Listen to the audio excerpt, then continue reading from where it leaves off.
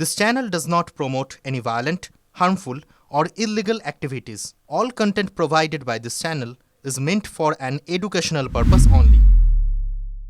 বিএলএদের শুনানি কেন্দ্রে থাকতে দিতে হবে এমন দাবি শুরু থেকেই জানিয়ে এসেছে তৃণমূল। সোমবার সেই দাবিতেই মান্যতা দিল সুপ্রিম কোর্ট। প্রধান বিচারপতি সূর্যকান্তের বেঞ্চের নির্দেশ অনুযায়ী এবার থেকে বিএলএরা থাকতে পারবেন হিয়ারিংয়ে। শুধু তাই নয়, ভোটারের হয়ে সওয়ালও করতে পারবেন। সুপ্রিম কোর্ট রায় দেওয়ার পরে তৃণমূলের সর্বভারতীয় সাধারণ সম্পাদক অভিষেক বন্দ্যোপাধ্যায় বলেন, কোর্টে হারিয়েছি, এপ্রিলে ভোটে হারাবো। তবে এই রায়কে তৃণমূলের নৈতিক জয় হিসেবে মানতে নারাজ বিজেপি। এসআইআর নিয়ে ক্ষোভ বিক্ষোভের শেষ নেই। রাজ্যের বিভিন্ন জায়গায় চলছে ক্ষোভ বিক্ষোভ। এই আবহের মধ্যেই এবার মৃত্যুর ঘটনা এলো সামনে। স্ত্রীর নামে এসেছিল শুনানির নোটিশ। তারপর থেকে এসআইআর আতঙ্কে ভুগছিলেন এক ব্যক্তি। এরপর তার ঝুলন্ত দেহ উদ্ধার হতেই তুমুল হইচই। ওই ব্যক্তির নাম ফুজির খান। তিনি পেশায় গৃহশিক্ষক। অফিসারদের ভুলের কারণেই হয়রানি হয়েছে বলে দাবি পরিবারের। এসআইআর আতঙ্কে মৃত্যু হয় বলে জানিয়েছে পরিবার। ঘটনাটি ঘটেছে নদিয়ার করিমপুরের হোগলবার থানা এলাকার কচুইডাঙ্গা গ্রামে। নোটিশ এসেছিল, নোটিশ আসার পরে সেই নোটিশকে কেন্দ্র করে মারা গেল, আর কিছুই না। কি আপনাদেরকে আগে কিছু বলতো? না, আগে শুধু বলতো যে আমার জন্য তোমরা মরবা বা আমার শ্বশুরও মরবে। তার মানে অনেকটা আতঙ্কিত ছিল। অনেক থেকে আতঙ্কিত জেনে না, অনেক গত শুক্রবারে আমাদের ও জমা দিয়ে এসছে। আমার বড় ভাইয়ের ছেলে, ও যেতে যাচ্ছিল না, তো বড় ভাইয়ের ছেলে সঙ্গে করে নিয়ে যে জমা দিয়ে এসছে। এইসব বুঝিয়েছি, আমরাও সকল কিছু হলে আমরা দায়ী। তো না, ওর একই কথা যে আমার জন্য তোমার আমার গোষ্ঠী সব মরবে, আমার জন্য আমার গোষ্ঠী মরবে, এই একই আতঙ্ক। শুনানির সময় একবার বাধা দিয়ে শুনানি বন্ধ করে দেওয়ার অভিযোগ উঠেছিল চুঁচুড়ার তৃণমূল বিধায়ক অসিত মজুমদারের বিরুদ্ধে। আর এবার সেই অসিতের সামনেই তুমুল উত্তেজনা মহকুমা শাসকের দফতরে। অভিযোগ, বিধায়কের সামনেই ফর্ম 7 ছিঁড়ে ফেললেন তৃণমূল কর্মীদের একাংশ। যদিও অসিত বললেন তিনি কিছুই দেখতে পাননি।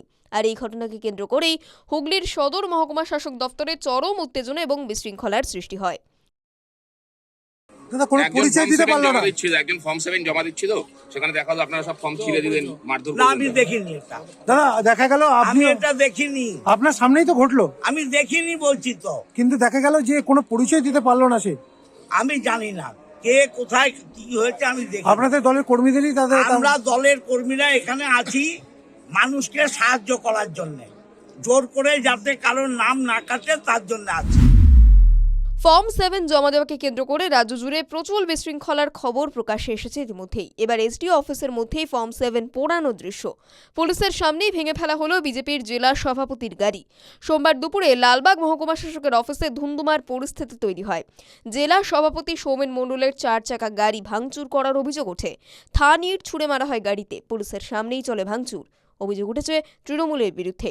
এদিন ফর্ম 7 জমা দিতে গিয়েছিলেন মুর্শিদাবাদ কেন্দ্রের বিজেপির বিধায়কের নেতৃত্বে মুর্শিদাবাদ সাংগঠনিক জেলা বিজেপির নেতাকর্মীরা। অভিযোগ, প্রথমে তাদের ফর্ম কেড়ে নিয়ে আগুন ধরিয়ে দেয় তৃণমূলের নেতাকর্মীরা। এরপর পুলিশের সামনেই তৃণমূল সভাপতির গাড়ি ভাঙচুর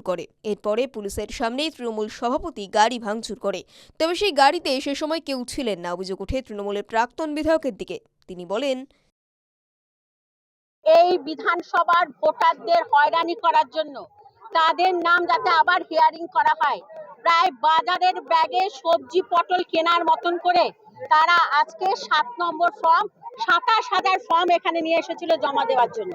এই ঘটনা জানাজানির সঙ্গে সঙ্গে বিভিন্ন জায়গা থেকে আমাদেরকে ফোন করে, সাধারণ মানুষ এখানে উপস্থিত হয়। ওই দেখুন আপনারা, আরো ফর্ম বেরোচ্ছে, সেই ফর্মগুলো আজকে পুড়িয়ে দেওয়া হচ্ছে।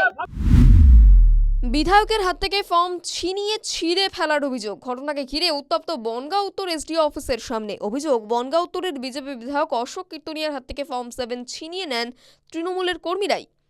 ফর্ম 7 জমা দিতে বাধা দেওয়া হচ্ছে বলে অভিযোগ অস্বীকার করেছে তৃণমূলের দাবি, সাধারণ মানুষ ফর্ম ছিঁড়ে দিয়েছে।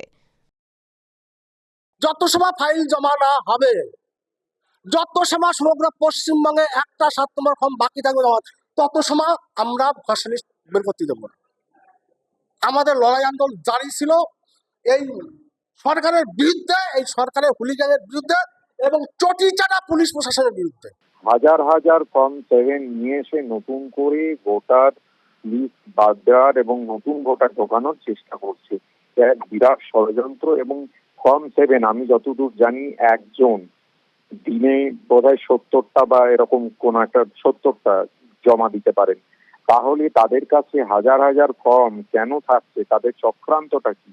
সর্বোপরি তারা সকলে মিলে একটা ডেসপারেশন দেখাচ্ছে যে কোনো মূল্যে কিছু একটা করতেই হবে। সেই জায়গা থেকে যদি মানুষ বিক্ষোভ দেখায় তাহলে মানুষের তো দোষের কিছু নেই। দিনের পর দিন এরকম ঘটনা চলতে থাকলে মানুষের স্বাভাবিক বিক্ষোভ হবেই। আর এই বিশেষ ঘটনা নিয়ে যেটা বলছেন, নিশ্চিতভাবে খোঁজ নেওয়া হবে। তৃণমূল কংগ্রেসের এসব করার দরকার পড়ে না। আমরা এমনি মা মাটি মানুষের আশীর্বাদে জিততে চলেছি।